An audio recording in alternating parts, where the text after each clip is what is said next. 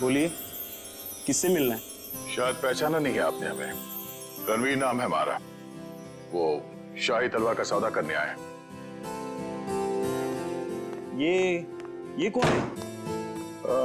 ये हमारे शाही सेवक है, दीमक राम। दीमक राम? ये कैसा नाम है? बचपन में इनके दिमाग में दीमक लग गया था, तब से दीमक राम नाम पड़ गया इसका। बैठिए।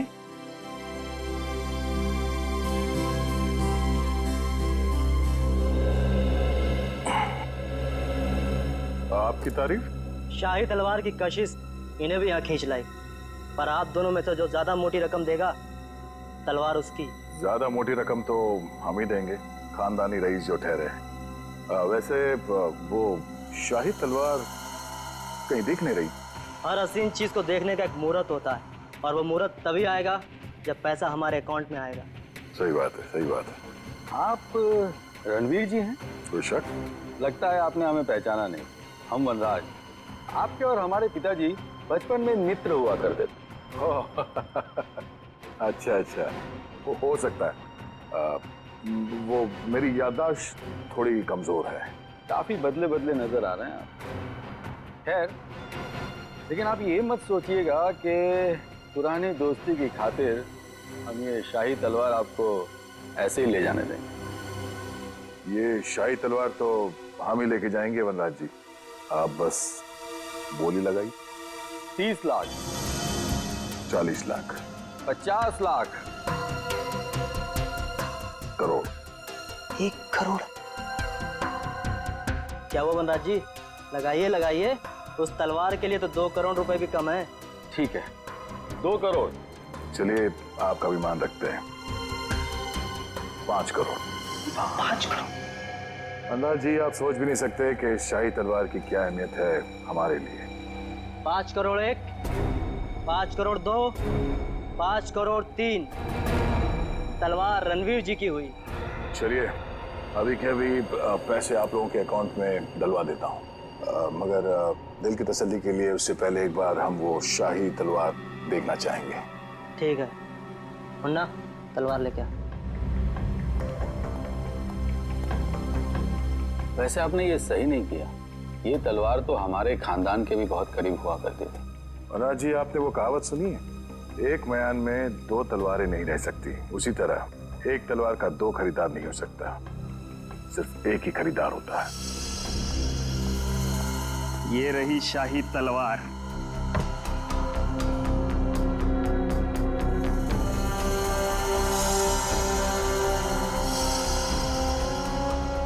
अब आप हमारे अकाउंट में पैसे डलवा सकते हैं।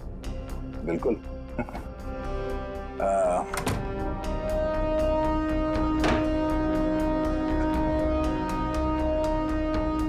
पता है ये आदमी कौन है? रणवीर जी। रणवीर नहीं, दया। सीआईडी ऑफिसर दया है। दया? वो दरवाजा तोड़ने वाला जो थप्पड़ मारता है? हाँ वो दांतों तो पियानो बजाने वाला। हाँ हाँ, क्या देख रहे हो? भागो। निकल। बस बस बस। अब आ गए तुम दया के हाथ में। दरवाजा तोड़ने वाला, थप्पड़ मारने वाला, दांतों से पियानो बजाने वाला। हाँ, तो तैयार हो जाओ पियानो बजवाने के लिए। हाँ? रोहित कहाँ है? मुझे कुछ पता नहीं है सर। वो तलवार किसके कहने पे चुराई तूने? कुछ भी याद नहीं है। याद नहीं? रेडी, जरा मदद करो इनको याद करने में। ये लीजिए सर, नेक काम में देरी कैसी। डॉक्टर साहब, आप यहाँ पे? हाँ यार, एक बहुत जरूरी खबर देनी है। वो महाराणा प्रताप की जो तलवार थी, जो म्यूजियम से चुराई गई थी, वो तलवार नकली है। क्या नकली है? तेरे चेहरे का रंग तो बिल्कुल नहीं बदला। तू जानता था वो तलवार नकली है? ना, मुझे मालूम था कि वो तलवार नकली है। तो वो नकली तलवार तूने चुराई क्यों? किसी के कहने पे चुराया साहब। किसके कहने पे? वो देख, यहाँ पे अगर इन सब ने थोड़ी थोड़ी मेहनत की तुझे याद दिलाने में, तो तेरा क्या हश्र होगा मैं कह नहीं सकता। भला इसी में चुपचाप बता दे, तलवार किसके कहने पे चुराई?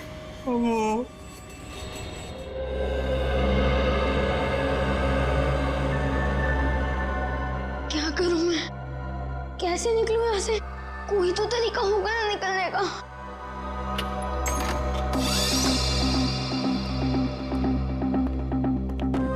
ले खाना खा ले।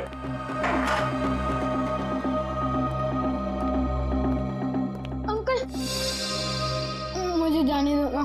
मैंने आपको क्या बिगाड़ा है? तुझे जाने देना या ना जाने देना मेरे बॉस के हाथ में है, समझा? जा आप खाना खा ले।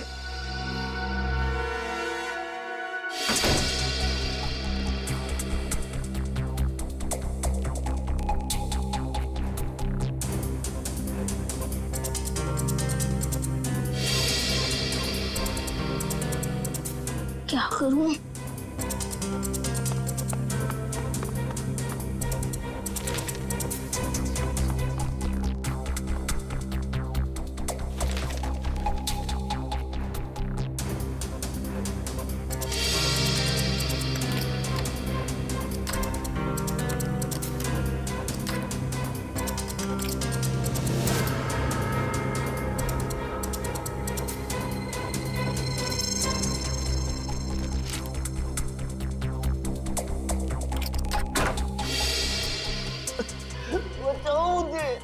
ये किसकी आवाज है?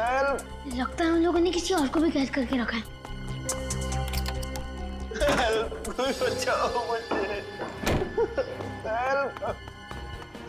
अंकल आप कौन हो? तुम कौन हो? मैं रोहित। इन लोगों ने मुझे भी आह्वान के रखा था। बेटा मुझसे बहुत बड़ी गलती हो गई। अंकल कैसी गलती? हमें बताने का वक्त नहीं। अगर मैं यहाँ से बाहर नहीं निकला तो समझो हर तरफ तबाही तबाही होगी। तो अंकल चलो। नहीं, यहाँ से नहीं। बाहर उन लोगों ने पहरा लगा रखा हो। ये भी ठीक है। खिड़की से? बेटा मगर हम लोग दूसरे माले पे। चद्दरें? तो अंकल ये चद्दरें कब काम आएगी? चलो अंकल जल्दी।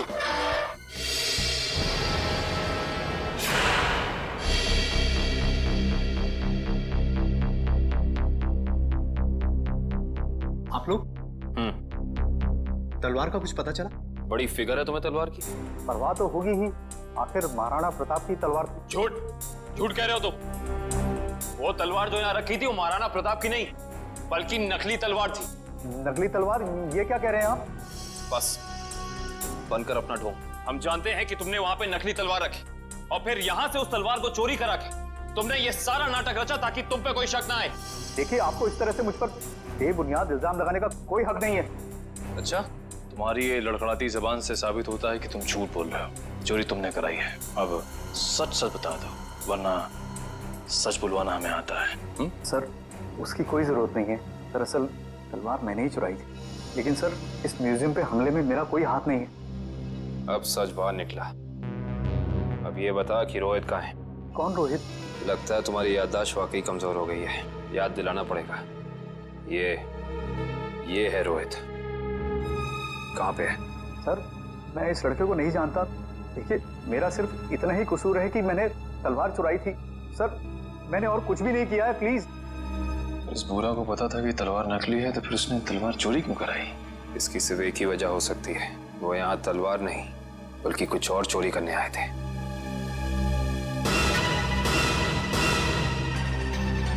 जिस वक्त यहाँ चोरी हो रही थी वो क्लोज सर्किट कैमरा चल रहा था। जी सर। पंच, कल की फुटेज लाओ। सर।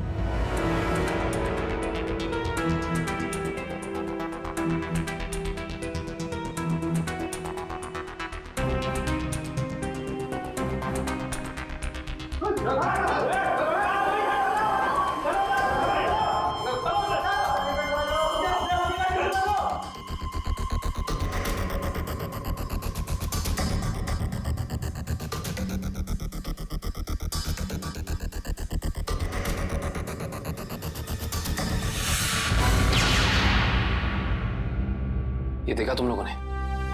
ये एक लुटेरा उधर जाके खड़ा हो गया उस तरफ, तभी दूसरे ने इधर जाके उस क्लोज सर्किट कैमरे पे गोली चला दी। और उधर तो साइंस सेक्शन है।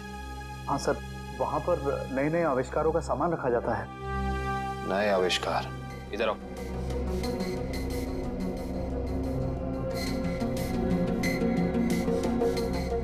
ध्यान से देख के बताओ कि यहाँ सब कुछ पहले जैसा है कि कुछ चोरी हुआ है। नहीं सर, सब कुछ ठीक दिख रहा है।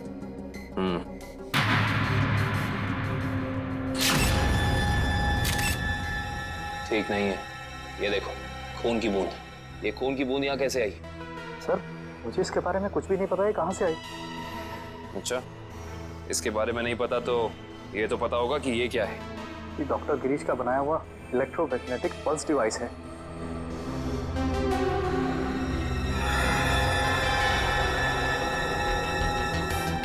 ये देखिए, पूरा डिवाइस बदला गया है। वो लुटेरे असली डिवाइस ले जाके नकली डिवाइस रख दिया। इस डिवाइस में ऐसी क्या खास बात है? सर, ऐसा कुछ भी खास नहीं है इसमें। कुछ तो खास है, वरना वो यहाँ नहीं खड़ा होता। ये डिवाइस तुम्हें डॉक्टर गिरीश ने खुद ला कर दिया था? नहीं सर, उनकी तो मौत हो चुकी है। उसका बेटा है नितिन, उसने दिया था। इंटरेस्टिंग। इस नितिन का एड्रेस देना जरा।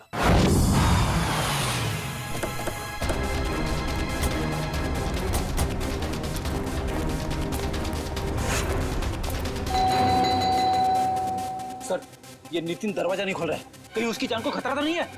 अंदर चल के देखते हैं। नितिन! नितिन! नितिन! लगता है यहाँ हाथापाई हुई है। जरा घर की तलाशी लो, जल्दी। नितिन!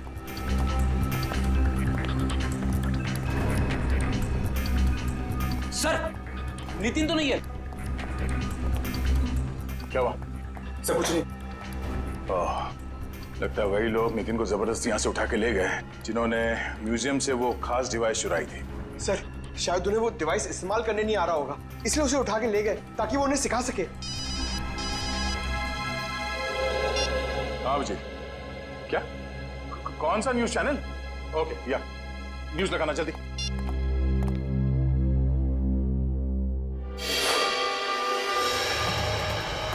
नमस्कार भाइयों और बहनों, मुझे ये बताते हुए बेहद खेद महसूस हो रहा है कि इस धरती पे आप सबकी जिंदगी गिनी चुनी ही बची है। न सिर्फ ये शहर बल्कि ये पूरा देश जल्द ही एक कब्रिस्तान में बदल जाएगा, जहां हर तरफ लाशें ही लाशें होंगी, हर तरफ मौत ही मौत छाई रहेंगी। तो जाइए, पूरी कर लीजिए अपनी आखिरी इच्छाएं, क्योंकि वक्त आपके पास बहुत कम है। सर, ये आदमी कौन है जो पूरे देश को खुलेआम धमकी दे रहा है? जरूर इसका कुछ ना कुछ संबंध है इस म्यूजियम वाली चोरी के साथ। हेलो रोहित? रोहित बेटा, कहाँ हो तुम? तुम्हारे मम्मी डैडी कब से तुम्हारे लिए परेशान हो रहे घर पे। अंकल प्लीज मुझे बचा लीजिए, वो लोग मुझे मारना चाहते हैं। अंकल। कौन मारना चाहता है? देखो बेटा, घबराओ मत, तुम्हें कुछ नहीं होगा। पहले ये बताओ कि तुम हो कहाँ पर? सर, ठीक से तो पता नहीं, पर शायद श्याम नगर के पास। हाँ, हेलो हेलो हेलो रोहित? अरे अचानक लाइट कैसे चली गई? सर, श्यामनगर तो यहाँ से काफी दूर है। हम लोग श्यामनगर पहुंचेंगे कैसे? ये फोन तो जैम हो गया। हमें किसी भी तरह अभिजीत को कांटेक्ट करके उसे बताना होगा ताकि वो जल्द से जल्द श्यामनगर पहुंच सके। चलो। वैसे इतनी आवाजें क्यों आ रही है? हाँ बेटा, मुझे भी बहुत सारी आवाजें आ रही है। बेटा, ये सब सिर्फ शुरुआत है। बहुत जल्द सब लोग एक दूसरे के खून के प्यासे हो जाएंगे। मगर ऐसा क्यों अंकल? और बिजली कब आएगी? हम कैसे जाएंगे बाहर? अंकल, मुझे बहुत डर लग रहा है, आप कुछ करो ना अंकल। नहीं बेटा, डरो मत। मगर रोहित, ये कोई मामूली पावर कट नहीं है।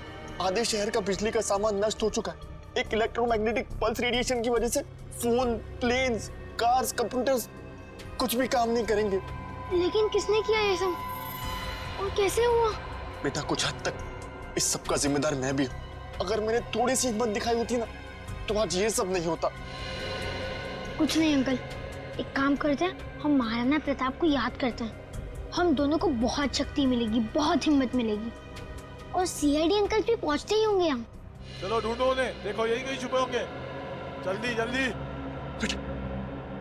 वो बुरे लोग पहुंच गए हमारा पीछे करते करते। अब हम क्या करेंगे? बेटा, हमें कुछ ना कुछ तो करना पड़ेगा। क्या करें हम? तुम सुनो मेरी बात, सुनो। तुम यहाँ से भाग जाओ, मैं यहाँ पर रुक के उनका सामना करता हूँ। नहीं अंकल, मैं आपके साथ ही रहूंगा, और वैसे भी सीआईडी अंकल पहुंच ही रहे होंगे। नहीं बेटा, तुम मेरी बात सुनो, तुम यहाँ से जाओ। मैं आपके साथ ही रहूंगा। तो हम क्या करें? अंकल एक सेकेंड। क्या संभाल के बेटा? रोहित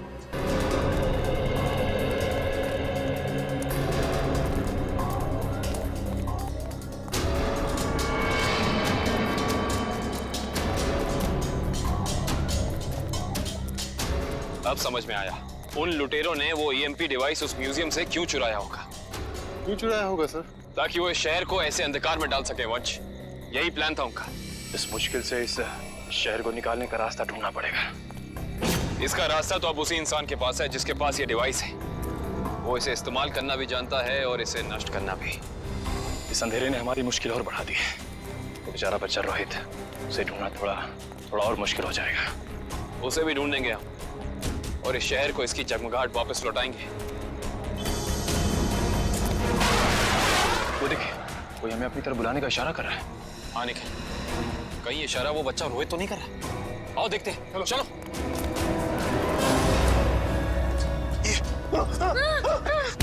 क्या सोचा था तुमने? हमसे बच पाना इतना आसान नहीं। वापस ले जाकर तुम्हारा हलवा कैसे बनाते? हलवा तो अब तुम्हारा सीआईडी बनाएगी। सीआईडी? वो भी बिना शक्कर का। Thank you CID uncle. It's okay Rohit, आप घबराइए नहीं। अंकल इन्हें कुछ भी मत करना, इन्हें भी इन बुरे लोगों ने पकड़ के रखा था। वंश, रोहित को घर ले जाओ, तब तक हम इनकी खातेदारी करते हैं। Bye Nitin uncle. Bye bye. अब बता, तुम लोग इस शहर के साथ क्या करना चाहते थे? बोल। हमें कुछ नहीं पता। अच्छा निखिल, सही से बता दे बस बात खोल के, वरना तो सोच भी नहीं सकता तेरा क्या हाल होगा, समझा? सर हमें कुछ भी नहीं पता। अभी बताओगे तो। सर इन्हें वाकई में कुछ नहीं पता है। एक मिनट, कहीं तुम डॉक्टर गिरीश के बेटे नितिन तो नहीं? बिल्कुल सही पहचाना आपने। सर मुझे एक्चुअली इसलिए पता है क्योंकि इनके बॉस ने मुझसे जबरदस्ती एक ईएमपी डिवाइस बनवाया जो बहुत जल्दी शहर को नहीं बल्कि इस देश को भी नष्ट कर देगा सर। EMP device?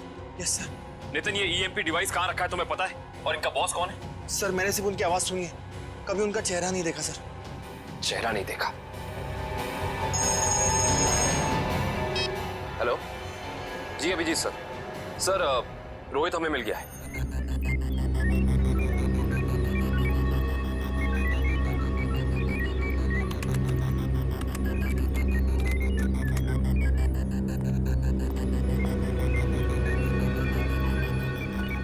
जल्दी करो, अगले 10 मिनट में सारे हवाई जहाज जमीन पे होने चाहिए। यस सर, बस 3 फ्लाइट्स हवा में, बाकी सब कैंसिल कर दी गई सर। हाँ जल्दी करो, हमारे पास वक्त बहुत कम है। ओह नो, जिसका डर था वही हुआ। सर प्लेन का इलेक्ट्रिक सिस्टम भी बंद हो गया होगा। मैं जानता हूँ, तीनों प्लेन लैंड कर रहे थे और हमारे अगले ऑर्डर का इंतजार कर रहे थे। अगर तीनों प्लेन एक दूसरे के ज्यादा नजदीक आ गए तो बहुत बड़ा क्रैश होगा। पता नहीं ये सब क्या हो रहा है। अब हम क्या करें सर? हाँ, जल्दी से 2 में से भेजो रेडियो पे। मगर संदेश कैसे भेजेंगे? हमें तो ये भी नहीं पता है कि अगर क्रैश हुआ तो एग्जैक्टली कहाँ पे होगा। मैं जानता हूँ सूरज, इस मुश्किल के समय में हम सिर्फ प्रार्थना कर सकते हैं उन मासूम लोगों के लिए जो इस वक्त जिंदगी और मौत के बीच हवा में झूल रहे हैं।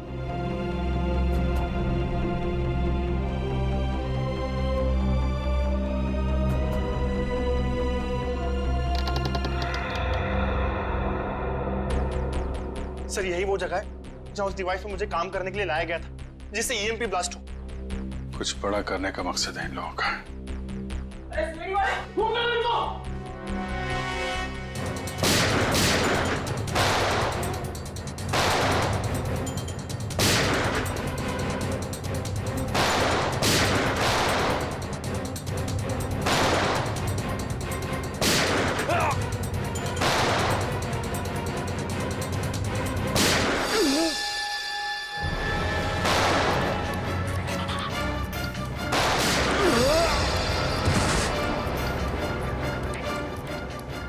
कंट्रोल रूम उस तरफ है।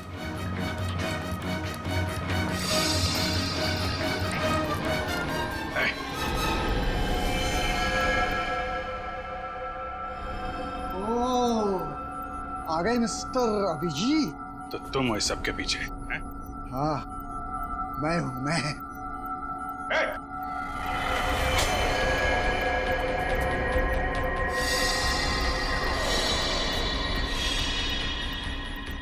आने में बहुत देर कर दी तुमने। अभी अभी मैंने तो मिसाइल छोड़ दी। अब थोड़ी ही देर में इस देश के सारे सैटेलाइट्स नष्ट हो जाएंगे और चारों तरफ छा जाएगा अंधेरा ही अंधेरा और हो जाएगी तबाही ही तबाही। क्या मिलेगा तुम्हें ये सब करके? इस मिसाइल को रोक दो इसे। कोई तो तरीका होगा इसे रोकने का।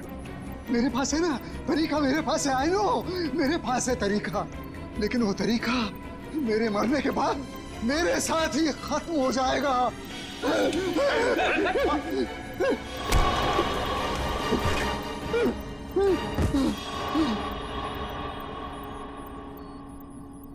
सर ये तो बेहोश हो गया। मिसाइल को कैसे रोकेंगे सर? नितिन कुछ करो तुम। ये सर, ये sir.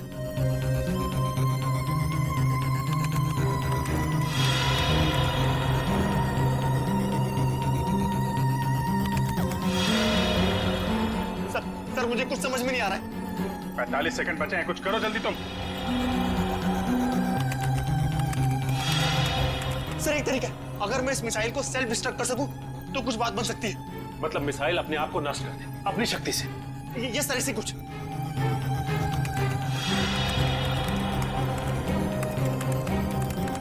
Oh my God sir, ये मशीन पासवर्ड मांग रही है। पासवर्ड क्या हो सकता है? पासवर्ड तो आदमी से रिलेटेड कुछ होता है, उसका phone number, mobile number, date of birth, उसका नाम। सर इसका नाम विनोद है। ये सर जल्दी करो, 30 सेकंड बाकी है। नहीं सर, ये 7 कैरेक्टर्स का पासवर्ड मांग रहा है। कहीं मिसाइल तो नहीं लिखा? एक सेकंड। नो सर, ये भी नहीं है। जल्दी करो।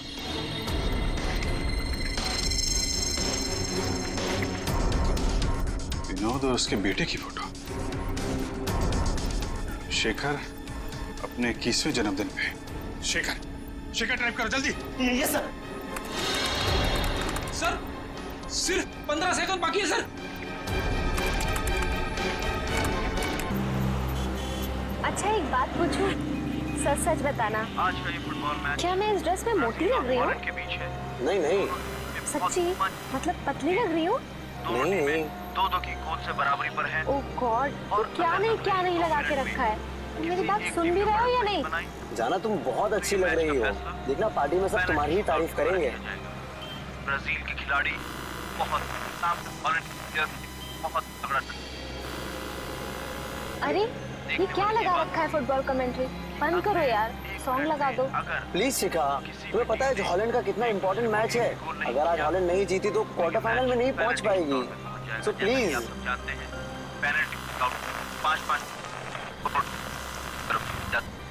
और वो मैच बहुत ही रोमांचक होता है जब दोनों टीमें पेनल्टी शूटआउट में पहुंच जाए।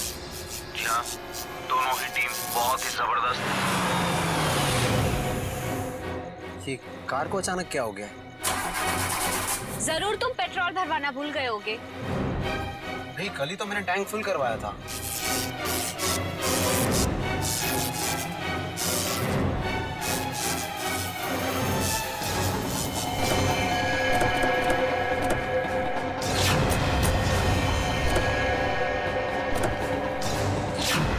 अरे ये क्या, एक साथ सारी गाड़ियां खराब हो गई? हाँ, सड़क की सारी बत्तियां भी गुल हो गई है।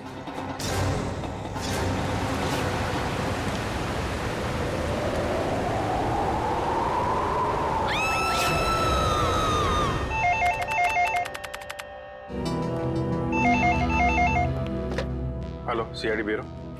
क्या? कब से? ठीक है, हम लोग देखते हैं। क्या हुआ सर? किसी महेश का फोन था, कह रहा था उसका बेटा रोहित कल रात से घर से गायब है। आप लोग सीआईडी से? जी हाँ, आप लोगों ने हमें फोन किया था। हाँ जी जी। प्लीज मेरे बेटे को ढूंढ दीजिए। प्लीज आप रोइए मत। क्या हुआ क्या आपके बेटे को? कल रात हम अपने रिश्तेदार के यहाँ गए थे, तब हमारा बेटा रोहित यही घर पे ही था, मगर सुबह जब हम यहाँ लौटे तो देखा वो यहाँ नहीं है। घर का पूरा कोला चाल मारा। मगर हमारा बेटा। आप लोग रात भर रिश्तेदारों के यहाँ ही रुके रहे? हमारे फूफा जी की तबीयत ठीक नहीं थी, इसलिए हमें वहीं रुकना पड़ा। तो रात कितने बजे गए थे आप लोग यहाँ घर से, और आज सुबह कितने बजे लौटे? हम लोग करीब रात में 9 बजे गए थे और सुबह 8-9 बजे आए थे वापस। तो करीब 12 घंटे तक आपका बेटा क्या नाम बताया? रोहित। रोहित, 12 घंटे तक आपका बेटा घर में अकेला था? नहीं साहब, वो अकेला नहीं था, मैं थी उसके साथ। 12 बजे तक अपने रूम में ही था रोहित। फिर मैं सोने चली गई और फिर जब मैं सुबह उठी तो वो घर पर नहीं था। आप कौन? ये नीलम हमारी गैर मौजूदगी में रोहित का ख्याल यही रखती हैं। आपने कोई आवाज नहीं सुनी चीखने चिल्लाने की? नहीं साहब, मैंने कोई आवाज नहीं सुनी। रात के समय सब दरवाजे बंद किए थे, फिर पता नहीं कोई कैसे अंदर आ गया। जरा रोहित का कमरा देख सकता है? आइए। सर आइए, यही है रोहित का कमरा।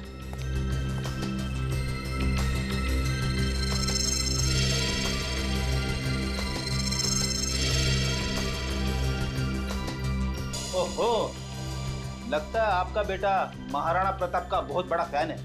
हाँ, ये उसका फेवरेट सीरियल है और इसका एपिसोड कभी मिस नहीं करता।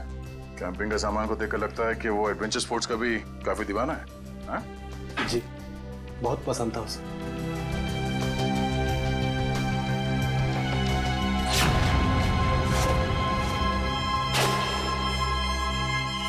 कल रात की खिड़की खुली थी या ऐसे ही? जैसा कि साहब बताया था कि रात को खिड़की दरवाजे बंद ही रहते हैं। मगर अब ये खिड़की खुली है, इसका मतलब रोहित को जो भी यहाँ से लेके गया है वो इसी खिड़की से बाहर लेके गया।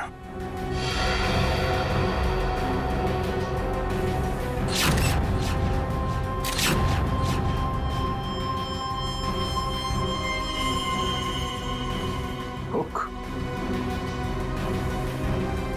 चलिए जरा बाहर चल के देखते हैं।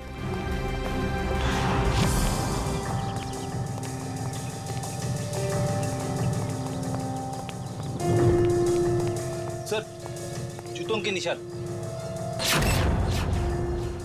शायद रोहित के होंगे।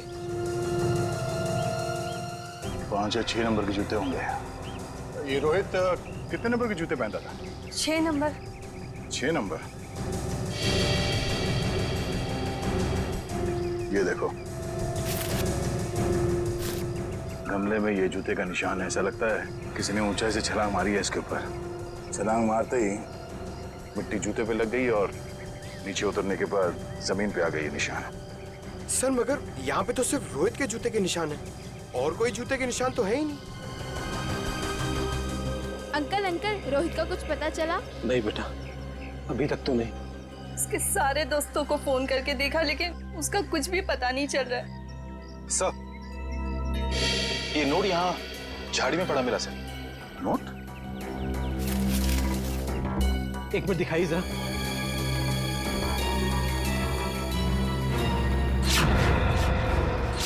ये कैसे हो सकता है? ये तो मेरा लकी नोट है। इसे तो मैं हमेशा मेज की ड्रॉअर में रखता था। आपको पूरा यकीन है कि यही वो नोट है? हाँ, ये देखिए, इस पे मेरे नाम का इनिशियल्स भी लिखा हुआ है। ये नोट वहां कैसे आया? मिस्टर राजेश, बुरा मत मानिएगा पर हमें ऐसा लगता है कि रोहित खुद घर छोड़ के गया है। ये आप क्या कह रहे हैं? मेरा बेटा खुद घर छोड़ के भाग कैसे सकता है? देखिए मैम, रोहित के कमरे की खिड़कियां अंदर से बंद थी, फिर भी किसी ने खिड़कियां अंदर से खोली है। और अगर कोई यहाँ से रोहित के कमरे में चढ़ता तो कल रात बारिश हुई थी, उसके हाथों के या पैरों के निशान यहाँ दीवार पे होने चाहिए थे, मगर यहाँ दीवार एकदम साफ है और यहाँ जमीन पे रोहित के जूतों के निशान मिले हैं और किसी के नहीं। और ये नोट, तो ऐसा लगता है कि भागने से पहले रोहित ड्रॉअर से पैसे निकाल के गया है। ये कैसे कह सकते हैं आप कि मेरा बेटा इतनी ऊंचाई से कूद सकता है? अब आप ही ने बताया था कि आपके बेटे को ट्रैकिंग और हाइकिंग का बहुत शौक है, तो हो सकता है ये हुक के जरिए रस्सी लगाकर वो नीचे उतर गया हो यहाँ से। अंकल, रोहित को अकेले घूमना बहुत पसंद था। वो अक्सर शाम को हमारा क्रिकेट मैच छोड़ के यहाँ वहाँ जाया करता था। अकेले घूमता था? कहाँ पे? वैसे तो उसने कभी बताया नहीं, मगर एक दिन मैं उसका पीछा करते करते पुराने किले के पास पहुँच गया था। पुराने किले के पास? क्या करने जाता था वो वहाँ? सर वो महाराणा प्रताप का फैन था सर, शायद इसलिए जाता हो सकता है कल रात भी रोहित पुराने किले में ही गया हो।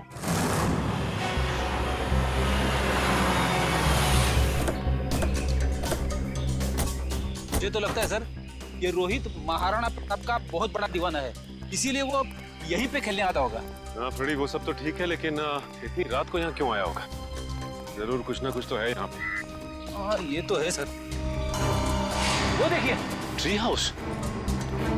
इसका मतलब ये ट्री हाउस रोहित ने अपने खेलने के लिए बनाया होगा। चलो देखते हैं। करण, जरा ऊपर जाके देखो। सर। मयूर, आसपास देखो। तो यहाँ से भी टूटा है और यहाँ से भी हाथापाई हुई है। शायद गुंडे रोहित को यहीं से उठा ले गए होंगे, जबरदस्ती।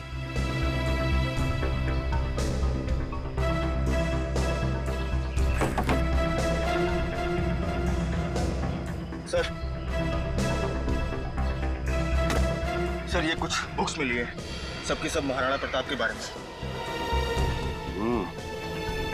वाकई में महाराणा प्रताप का बहुत बड़ा फैन लगता है। सर, यहाँ आसपास कुछ भी नहीं मिला। कुछ भी नहीं है? ठीक है, देखते हैं।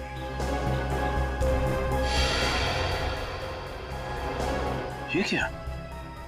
ये देखो, ये रोहित ने इस पेज पे निशान लगाया हुआ है। जरूर कुछ तो खास है इस पेज पे। इस पन्ने पे तो महाराणा प्रताप की तलवार के बारे में लिखा हुआ है। महाराणा प्रताप की तलवार?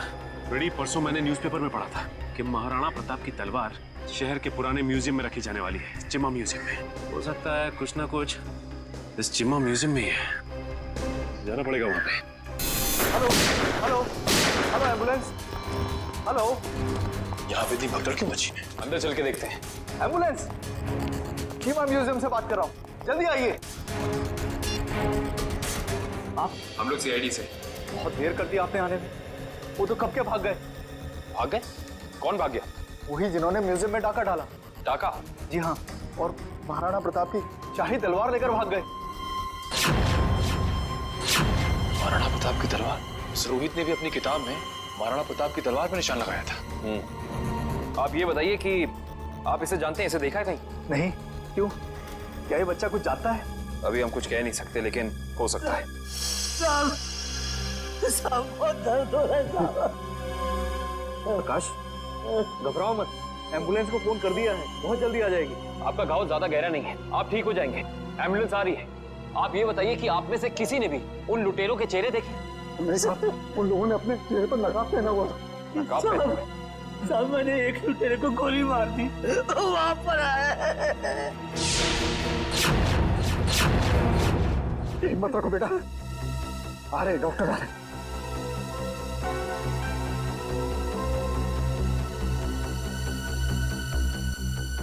ये तो मर चुका है।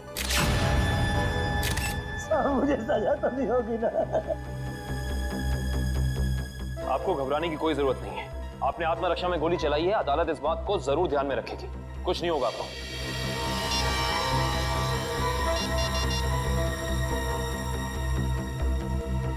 ये फोन मिला है, पासवर्ड मांग रहा है। एक काम करो निखिल, इसे हैकर के पास भेजो और चेक करो कि इस फोन के अंदर है क्या सब कुछ।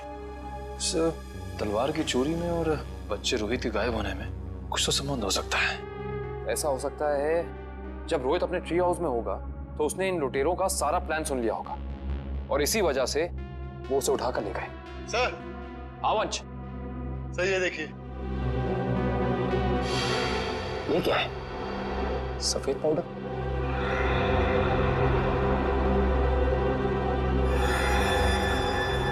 इसे चेक कराना पड़ेगा।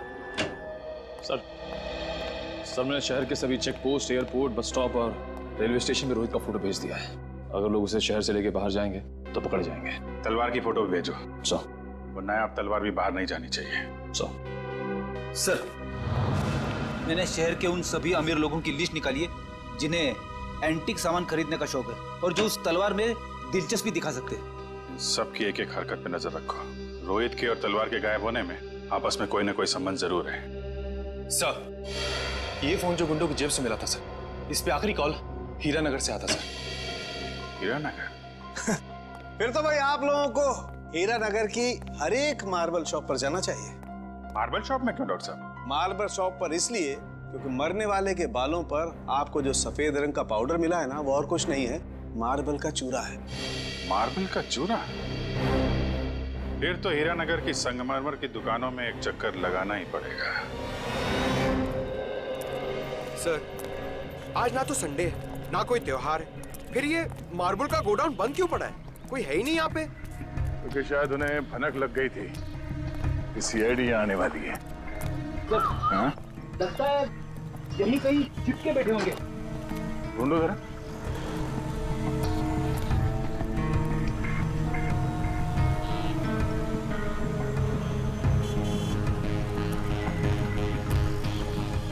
ये घर यहाँ, चलो अंदर देखते हैं।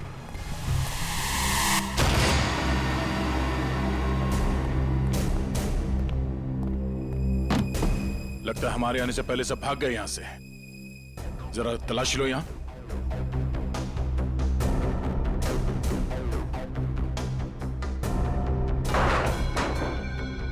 सर, यहाँ पे तो मेज और कुर्सी के अलावा कुछ भी नहीं है। लगता है सारे सबूतों के साथ वो लोग भाग गए।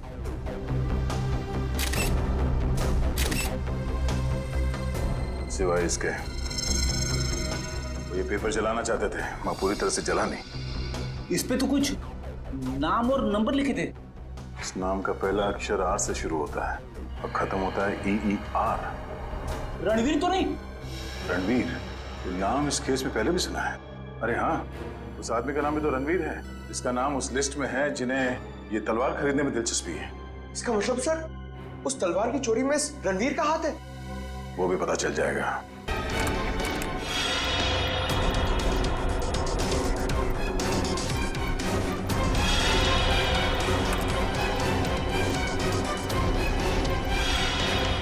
हो गया सर, सर हो गया। ओह माय गॉड सर, हो गया।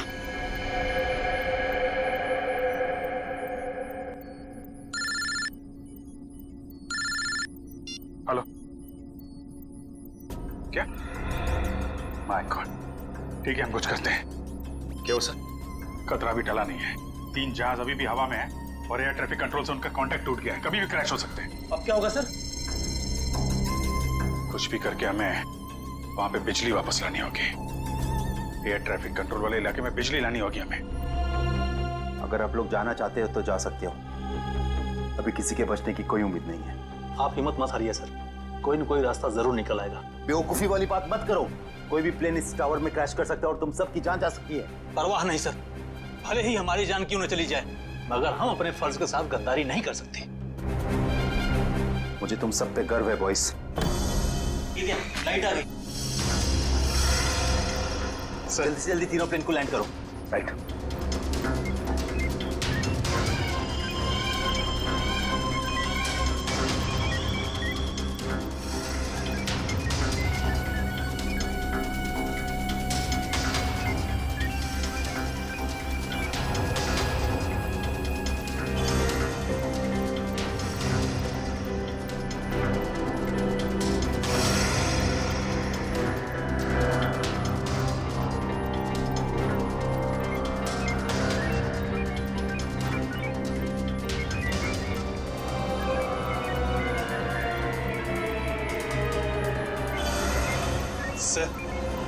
प्लेन की सफली लैंडिंग हो चुकी sir. Very good, good job boys, good job. हमेशा से मेरा एक ही मकसद था, इस देश की तबाही, और उसके लिए मैंने नितिन का इस्तेमाल किया। मैंने उससे एक ऐसा शक्तिशाली इलेक्ट्रोमैग्नेटिक पल्स वाला डिवाइस बनवाया जो क्या कर सकता है वो तो आप सब लोग देख ही चुके हैं। लेकिन उस डिवाइस के इस्तेमाल के लिए मुझे एक कंपोनेंट की जरूरत थी, और वो कंपोनेंट म्यूजियम में पड़ा हुआ था। लेकिन उसी नितिन की मदद से हमने तुम्हारे मंसूबों पे पानी फेर दिया। हाँ, गलती हो गई मुझसे, गलती हो गई। मेरा काम खत्म होने के बाद मुझे उस नितिन को फौरन मार देना चाहिए था। कम से कम इस देश को तबाह करने का मेरा सपना तो पूरा हो जाता। लेकिन इस देश से इतनी नफरत की वजह क्या है? इस देश ने मेरा बेटा छीन लिया मुझसे। मेरा बेटा शेखर आर्मी में था। वो इस देश की सेवा उसका धर्म था, लेकिन किसी ने उसकी परवाह की? किसी ने कोई परवाह नहीं की। 2 साल पहले एक रोड एक्सीडेंट में वो सड़क पर पड़ा रहा, लहूलुहान तड़पता रहा, लेकिन किसी ने उसकी कोई मदद नहीं की। और मेरा शेखर, मेरा बेटा तड़प तड़प कर मर गया मेरा शेखर, मर गया।